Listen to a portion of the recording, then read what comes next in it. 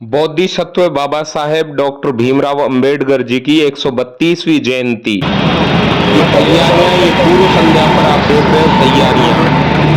Circle को सजाया जा रहा है। अंबेडकर सर्किल अलवर का दृश्य आप देख रहे हो। इनमें ही इसको सजा दिया गया है।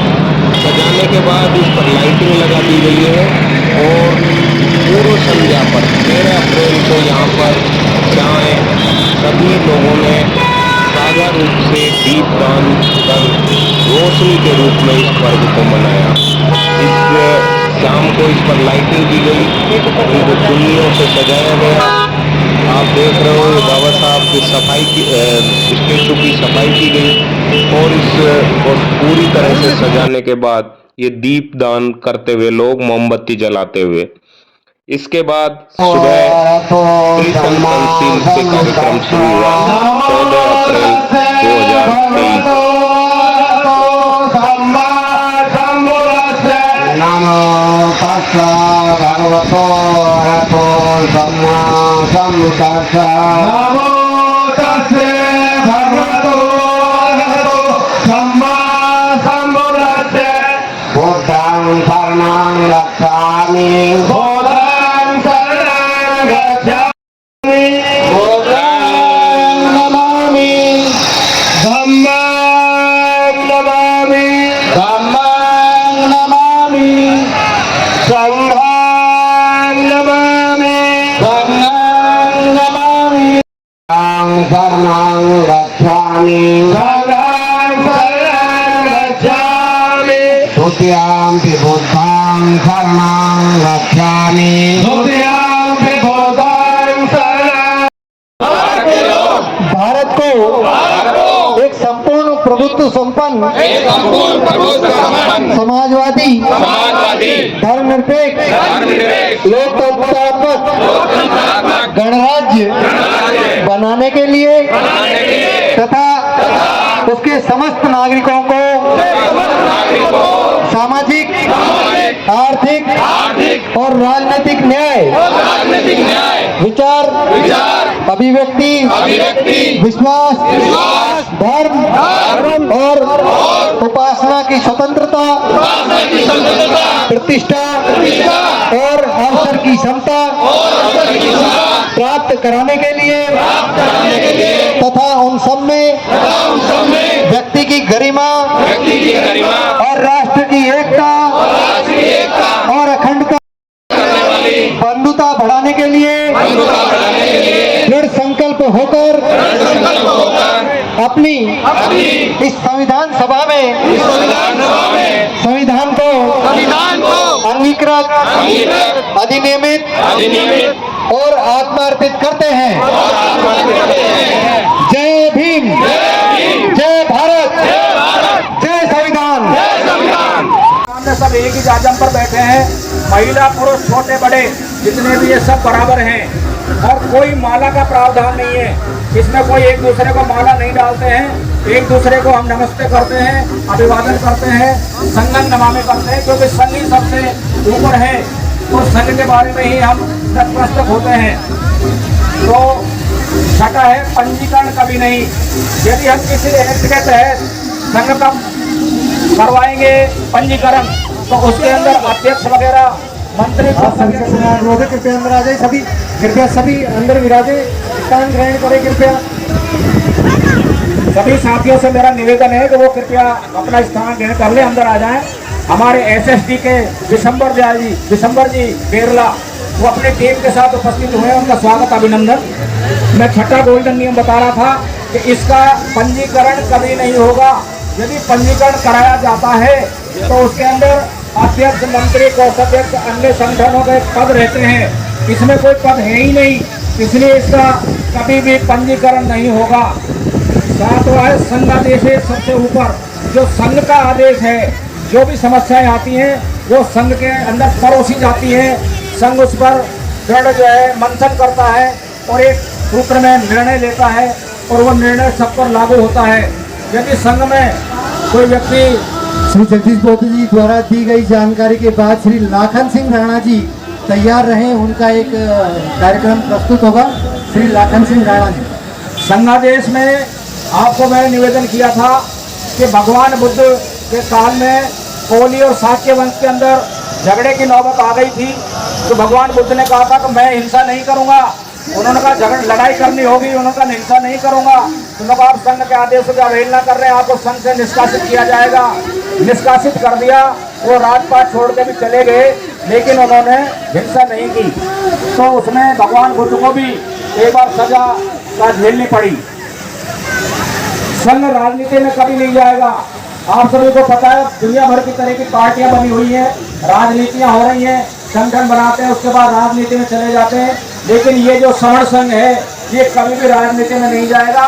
जो लोग इसमें काम कर रहे हैं, यदि उनको कभी इच्छा जागृत होती है कि मैं किसी पार्टी में जाऊं, तो वो संघ से लेकर के परमिशन कभी भी वो खुद राजनीति में जा सकता है, लेकिन संघ जो है कभी भी राजनीति में नहीं जाएगा। संघ घातक की वापसी संघ में कभी नहीं, ये नवा गोल्डन नियम है। संघ घातक यानी कि ऐसा कार्य जो संघ के विपरीत कर रहे हैं, आप संघ के विरुद्ध कर रहे हैं, जहां हमारे लोगों को परेशानी।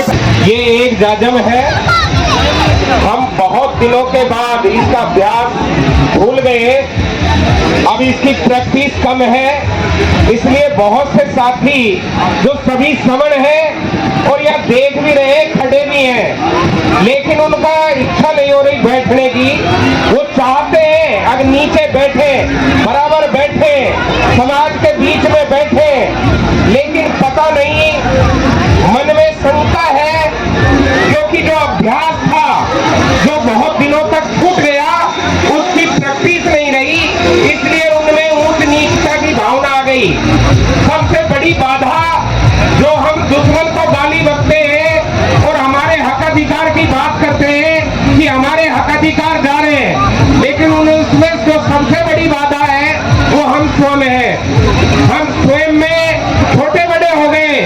एक पद का, एक के पास पद हो गया, एक राष्ट्रीय अध्यक्ष हो गया, एक प्रदेश अध्यक्ष हो गया, कोई महासचिव हो गया, कोई राजनीतिक पार्टी का अध्यक्ष हो गया, पदाधिकारी हो गया, वो समाज के बीच में बैठना नहीं चाहता।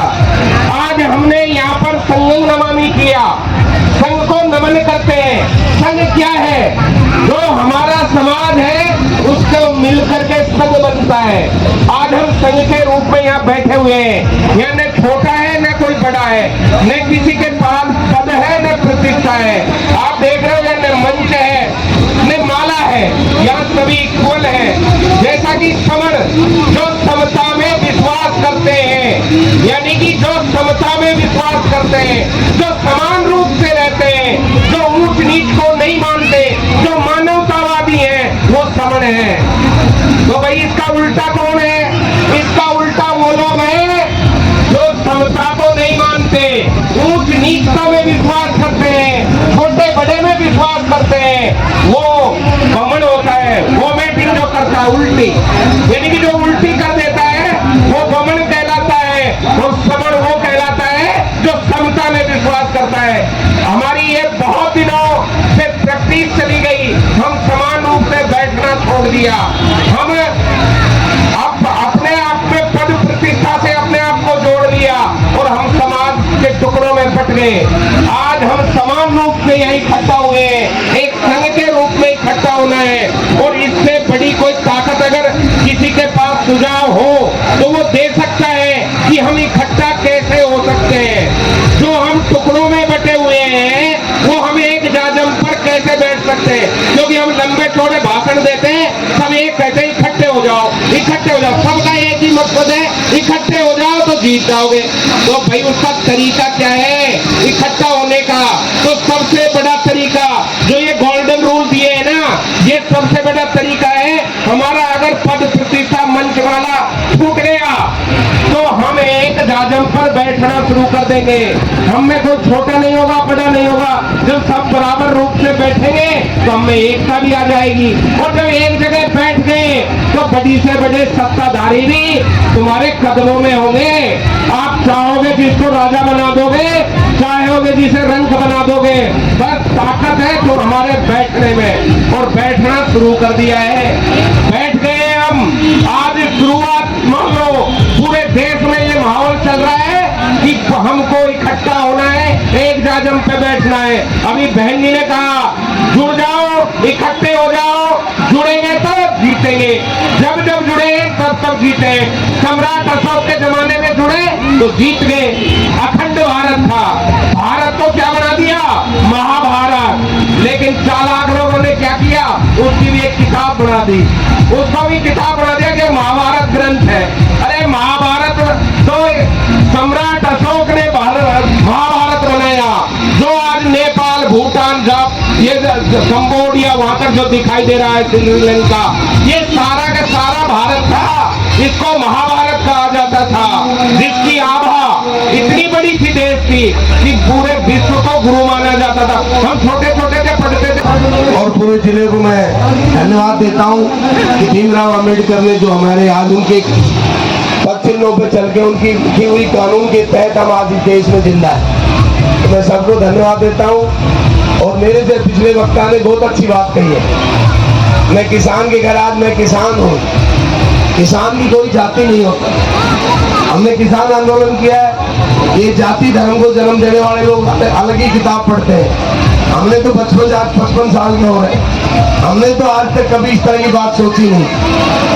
जो लोग करते हैं वो लोग हैं जो कमा के खा नहीं सकते, इसलिए वो जाति की बात करते हैं। मैं तो यही कहूँगा, तो मुझे तजुर्बा है, मैं किसी पे आरोप नहीं लगा रहा, पर जब मैं किसान के घर में, जब मेरे गांव में मैंने नीचू से पानी खींचता था, पीने का पानी कुएं से बड़ी से निकालता था, साधन बोरिंग हो गई, मोटर हो गया, हर घर में मोटर हुई, वो बचपन मैंने देखा है। मैं तो नहीं कह सकता कि कोई भी आदमी अगर जातिवाद की बात करता है वो भारत का व्यक्ति नहीं हो सकता। भारत देश एक है, इसमें कोई जाति धर्म की बात करने वाला व्यक्ति, ये संविधान बाबा भीमराव अंबेडकर ने यही बात लिखी थी, वो इसी के आधार पर देश चल रहा है, आगे भी ऐसे ही चलेगा। जाति की बात करने वाले लोग, जातिवाद को जन्म छुआछूत करने वाले लोगों से अपने को बचना है। वो प्रोपगंडाकारी लोग हैं, उनको अपने सबको बचना है। अपन किसान है, अपनी कोई जाति नहीं, अपना परिवार किसान परिवार है। मैं तो यही बात कहूँ, मैंने किसान आंदोलन किया है, 14 महीना में बॉर्डर पे बैठा हूँ। हर स्टेट का व्यक्ति आया था, हर धर्म का व्यक्ति आया था, हमने साथ खाना खाया 14 महीने। हमने कभी नहीं पूछा तेरी जाति क्या है, तू कौन है, तू कहाँ से आया। हम सब भारत के बढ़ के किसान की लड़ाई लड़ी। मैं आपसे ये कहता हूँ, बाबा भीमराव अंबेडकर सबके थे, अपने सबके उनके सिद्धांतों पर अपन चले और अपना परिवार और अपनी बात सब आगे बढ़ेगी। इसी तरह एकता के परिचय से माहौल आपने बढ़ाया है, जो सहयोगों को मैं धन्यवाद देता हूँ। इसी तरह की देश में भक्ति के प्रति, बाबा भीमराव अंबेडकर के प्रति जो आपने जागृति दिखाई, इसके लिए हम जिले का जिला प्रमुख होने नाते पूरे जिले को आप सबको धन्यवाद देता हूँ। इसी तरह जिले को आगे बढ़ाते लेते चले। धन्यवाद। जय भीम। अधिकार दिया है, हम सब लोग उसका अक्षर एक अक्षर के भांति उसका पालन करें, मन से आत्मा से उनका पालन करें और हम सब लोग मिलकर उनके दिए हुए इस संविधान के माध्यम से अपने देश को दुनिया का सबसे समृद्ध राष्ट्र हम सब लोग मिलकर बनाएं। इस भाव से हम सब लोग मिलकर कार्य करें। यही हमारी उनके प्रति सच्ची श्रद्धांजलि है, यही हमारे उनके प्रति एक सच्चा प्रेम है, जिसके माध्यम से हम सब लोग अपने देश के, हम सब भाई बंधु एक दूसरे का हाथ पकड़कर आगे बढ़े और अपने देश को आगे बढ़ाएं। आप सबको बहुत बहुत बहुत शुभकामना। बोलिए बाबा भीमराव अंबेडकर सिंह जी अमर रहे, बाबा साहब अमर रहे, बाबा साहब अमर रहे। किया नारी को भी मान सम्मान दिया, फर्ज से अर्ज पे पहुंचा दिया। सुनो बहना हो, बाबा की कलम ने कमाल किया, नारी को भी मान सम्मान दिया, फर्ज से अर्ज पे पहुंचा दिया। सुनो बहना हो,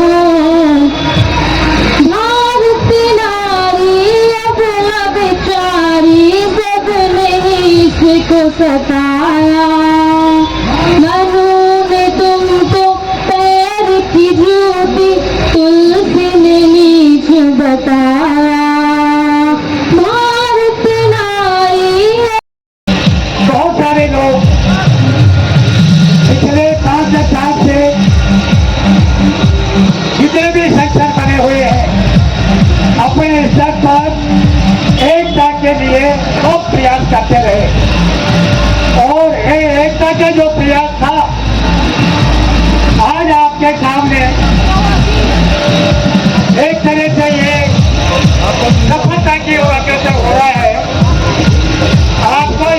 याद रखनी होगी, इस दुनिया में 9 क्रांतियां हुई हैं, 9 क्रांतियां।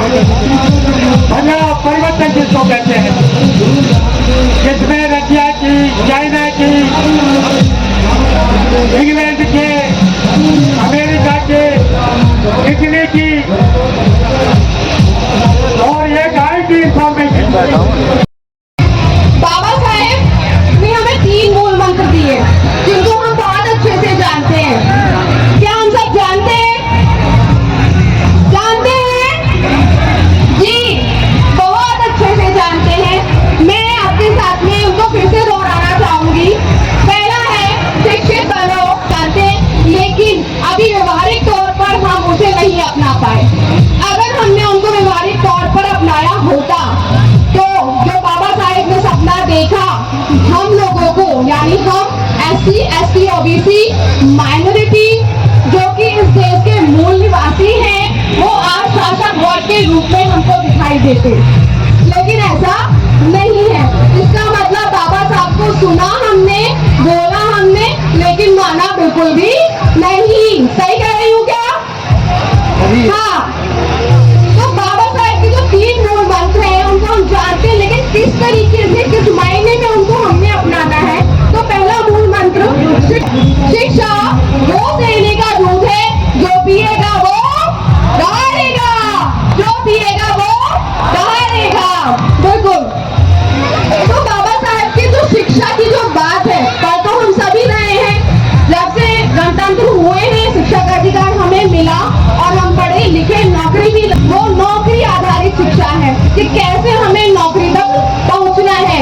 तो नौकरी आधारित शिक्षा तो होनी चाहिए, लेकिन साथ में बाबा साहेब के जो गुरु थे, सामाजिक गुरु ज्योतिबा फुले, उन्होंने उनको भी पढ़ा था और डिग्री वाली चीजें भी पढ़ी थी। उन्होंने विदेशों में बड़ी बड़ी यूनिवर्सिटीज में पढ़ाई किया, केवल नौकरी के लिए पढ़ाई नहीं किया। तो हमें क्या करना है? बाबा साहेब ने उनके जो भी लेख रहे, उनके जो भाषण रहे, हमारे जितने भी महापुरुष हैं, उन्होंने हमसे क्या कहा है, वो हमसे क्या चाहते हैं, हमें क्या मार्गदर्शन।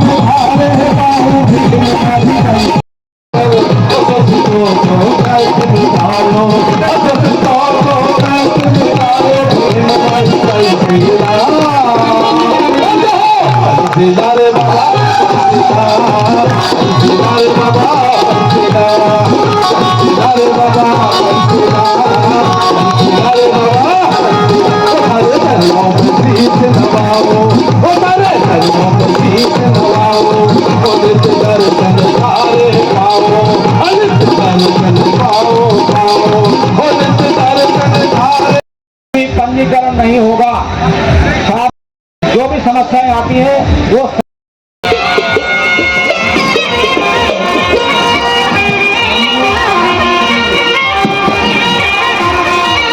बाबा साहब ने ये इतिहास रचाया है। और पढ़ने को कभी थोड़ा सा वो नहीं है तो कि पानी है अगर मंजिल अपनी, दिल में आग लगानी पड़ती है, और फिर मौसम बिन बादल के बरसात बनानी पड़ती है। और डटे रहो तुम यूं ही कई तूफानों की ओटों में, तूफानों से लड़कर ही खुद की औकात बनानी पड़ती है। जय हिंद।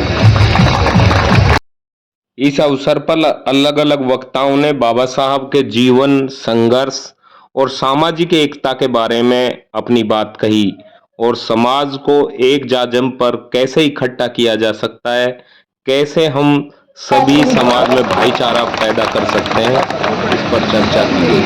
थोड़ा सा भजन कर गा दो अपना ही मन से, कोई दिक्कत नहीं है। चलो चालू कर दो भाई।